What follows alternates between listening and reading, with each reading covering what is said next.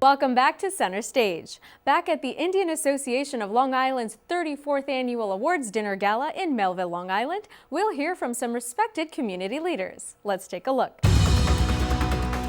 We'll now hear from New York Congressman Steve Israel and Nassau County Executive Ed Mangano. When I was first elected to the House of Representatives in 2000, I made a decision that I would visit a school as often as I could, because everything that I need to know and understand about federal education policy, I learned by visiting schools and talking to teachers and students and administrators and parents. And I went to one of my first schools in Northport in Suffolk County, the Norwood Avenue Elementary School, and I gave what I thought was a pretty brief speech. Until about 3 weeks later, when I received a manila folder stuffed with letters from those fourth graders. Fourth graders are the most honest human beings on the face of the earth. They tell you what they think.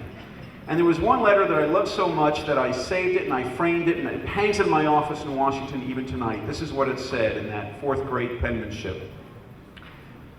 Dear Congressman Israel, thank you for coming to my school. Thank you for coming to Norwood Avenue. Thank you for talking to my friends and my teachers and my classmates. Thank you for talking about your job. Thank you for telling us about Washington. Thank you for teaching us about the House and the Senate and the White House. Thank you for inviting me to the White House. My mother said I can't go. Thank you for talking about the environment and telling us to clean our rooms and clean the beaches and clean our streets and clean our neighborhoods. Thank you very much. You were very interesting. I hope you'll come back one day soon. Sincerely yours, your pal Jeffrey. P.S. You spoke so long, you made us miss recess. So I do not want to make you miss anything. So I'm just going to make a few points in about 3 minutes or less.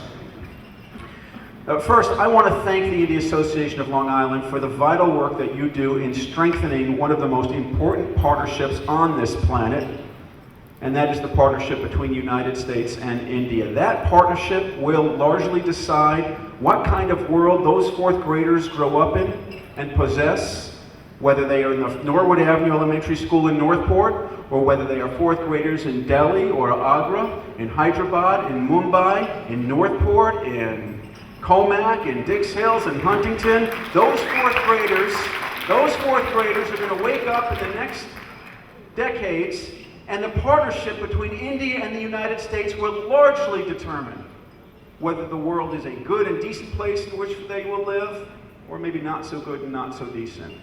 I have seen that partnership firsthand. I have traveled to India many times. On my first trip to India, I had well, let's call it the experience of getting on a bus and driving from Delhi to Agra. And I learned then that India has its own unique laws of physics. Only in India can two vehicles come close enough to scrape the paint off one another without actually touching. I learned that firsthand.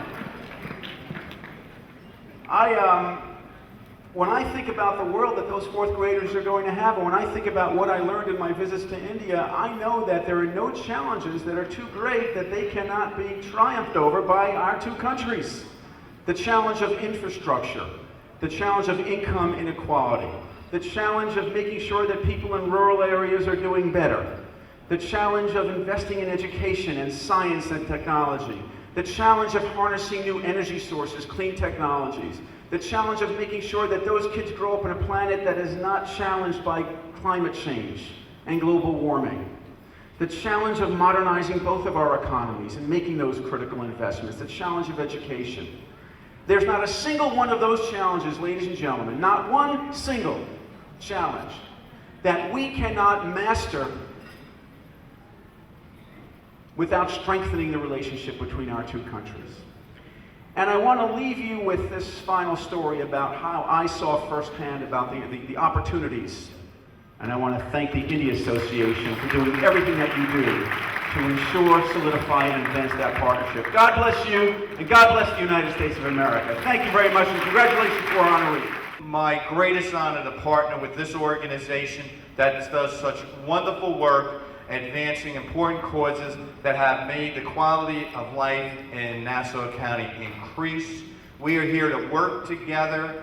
It is my hope that we do come together to try to finally get that India House done.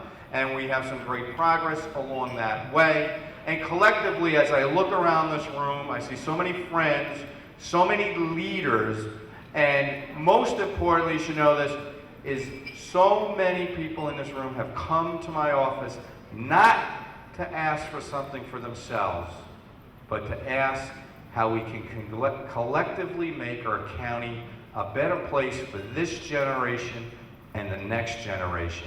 And that's why I'm so appreciative of everybody in this room.